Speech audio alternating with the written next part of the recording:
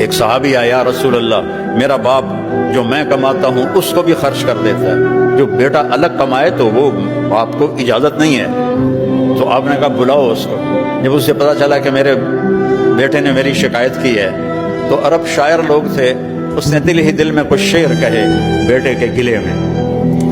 تو جب وہ مسجد میں آیا تو جبریل آ گئے، یا رسول اللہ، اللہ فرما رہے ہیں اس کا آپ کیس بعد میں سنیں، اس سے کہیں پہلے وہ شعر سنائے جو زبان سے نکلے نہیں، کانوں نے سنے نہیں، عرشوں پہ اللہ نے سن لیے ہیں۔ تو آپ نے جب اس سے پوچھا، کہنے لگا اشہد انک رسول اللہ، یا رسول اللہ میں گواہی دیتا ہوں آپ اللہ کے رسول ہیں۔ اللہ کی قسم کچھ دکھ بھرے جذبات نے الفاظ کا روپ دھارا، لیکن وہ میری زبان پہ نہیں آئے، میرے دل میں آئے اور آ کے گزر گئے۔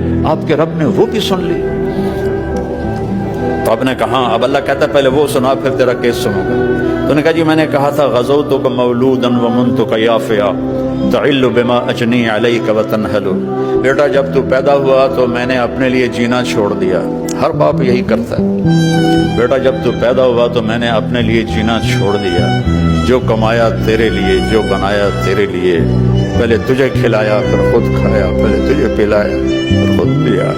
جب تو بیمار ہو جاتا تھا تو ساری رات تیرے سرانے ہم دونوں ماں باپ تیرا پہرا دیتے تھے، اور ہر لمحے ہمیں ڈر لگتا تھا کہیں مر نہ جائے، کہیں مر نہ جائے، حالانکہ موت کا وقت مقرر ہے۔